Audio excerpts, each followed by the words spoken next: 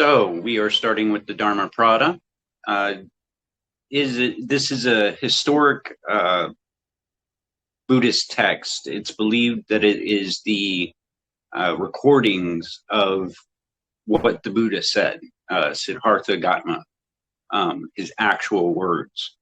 The word Dharma means the teachings or teachings of the Buddha, and the title Dharmmapada is often translated to words of doctrine. It is compiled of 423 apostles. They are short, like little stanzas or verses. They're supposed to convey truths with principle and the sentiment of what the Buddha was going through, how he was learning his Dharma. And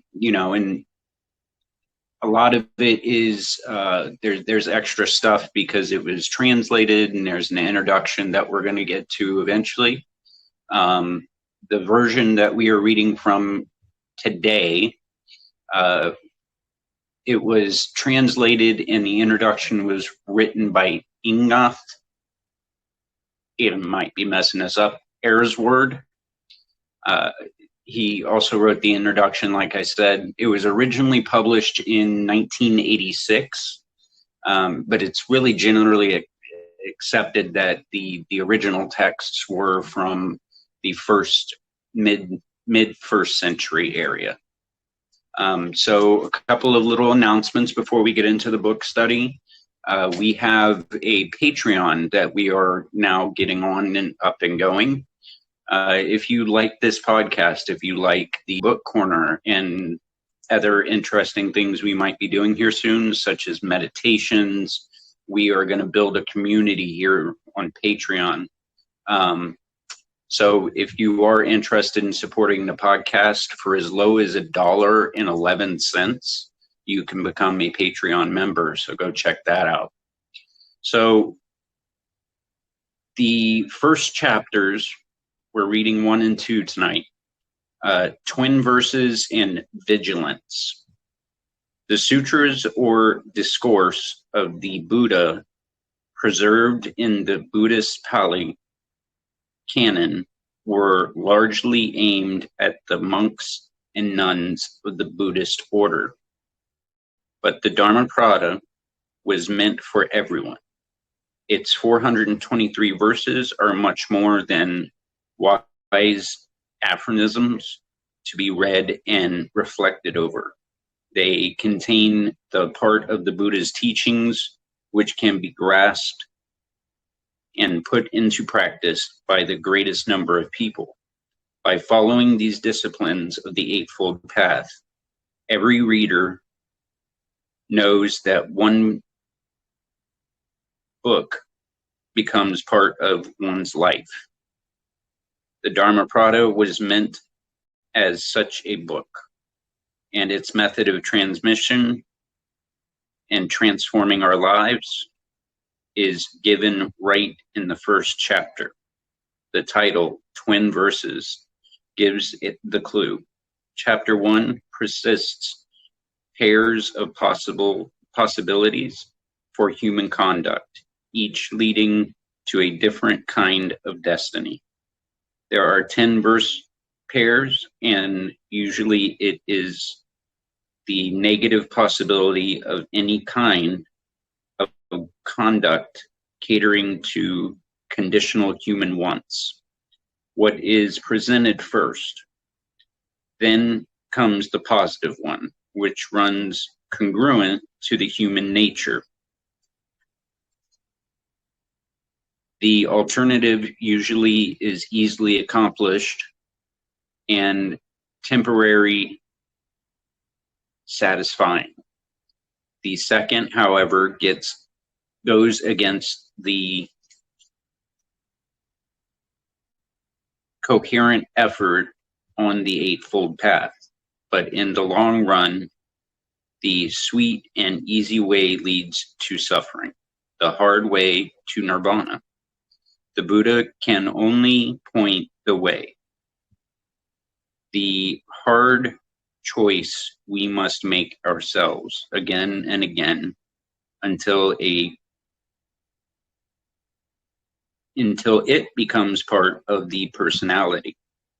The Buddha says later in verse 290, if one who enjoys a lesser happiness beholds me greater one, let him have aside the lesser to gain the greater. This is the greater happiness. The second one, more difficult the path, which we come to any human being who recognizes the choice there is in every action, even in every thought, and has the will and determination to choose wisely. Robert Frost's famous lines from The Road Not Taken provide a model of the crossroads at which every human being stands.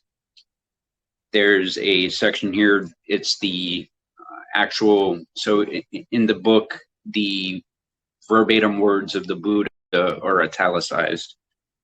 Two roads divulge, and this is the Robert Frost quote. Two roads divulge in a wood, and I took the one less traveled. And that has made all the difference.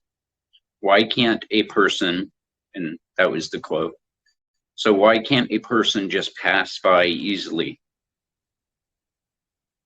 on the easy road, take the one less traveled by, if it leads to permanent happiness?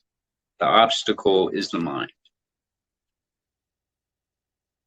It is one's mental state that determines which of these possibilities a person will act on.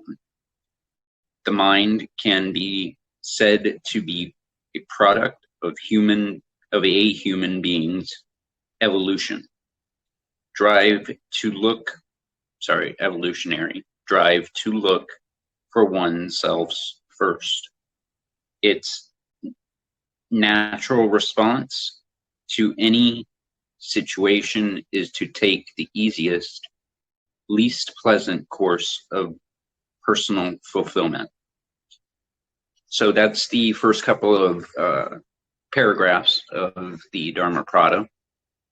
So that kind of leads me into the discussion point for this bonus episode.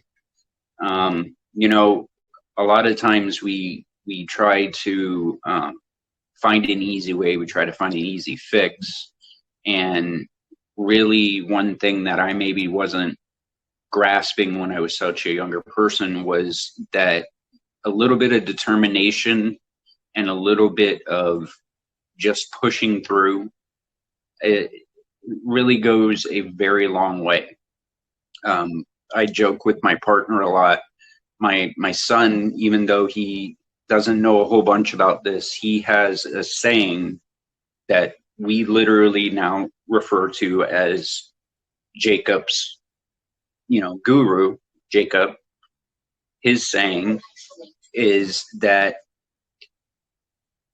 you're doing something and you maybe don't want to do it, but he says you do it anyway. And that really struck a chord in me when he said that, because we were talking about some things that didn't really have to do with this. And the next thing I know, he's, talking about you got to do it anyway. And it became this kind of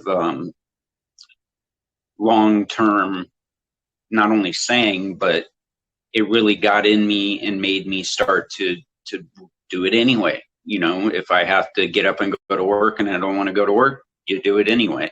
And a lot of that is considered being an adult and whatnot, but a lot of times, even as adults, we still don't want to do it anyway.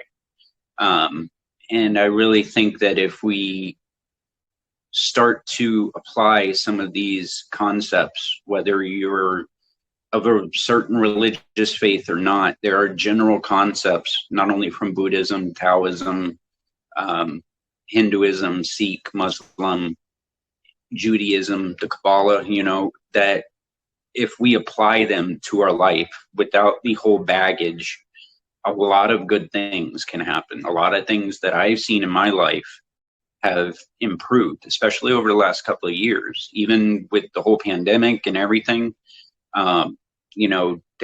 They're starting to talk about things in America, the numbers spiking and this and that. And one of the groups we're part of kind of all took a poll, and it was not really. We don't want to go back to that. Let's keep it that. And a lot of it has to do with where is your mindset. Are you in the easy road? Are you trying to find the easy way out? Or are you, like the Buddha says, okay with taking the road less traveled? And a lot of times that's the road you really want to be on, So with that said, that was the first half of chapter 1. The next episode that we're going to be doing, we will continue chapter 1, possibly get into chapter 2. There's a good deal of stuff in this book, especially. So if you're interested, again, please become a member of Hanuman Healing Hour family. You can find us on Facebook, Instagram. We're also on TikTok. If you are interested, again, into the Patreon, please consider becoming a supporter. Also, I forgot to mention that we are going to be doing a giveaway. So I actually have some things from the Baba's Feed project that we're going to end up giving away for promotion, kind of. But I would also really like if you guys, as the audience, were able to get more involved into the show. So I'm going to create a way on the Facebook group, the Hanuman Healing Hour Facebook group, to where we can get a chat going and start to actually have the audience participate. I want to hear what you guys have to say, how I can improve, how the show can improve, what you would like to see from the show, what you would like to hear. If you like guests, if you like the book study, if anything like that, we can really start to build this as a community. So with that said, thank you again for joining the Book Corner on the Hanuman Healing Hour podcast. Namaste.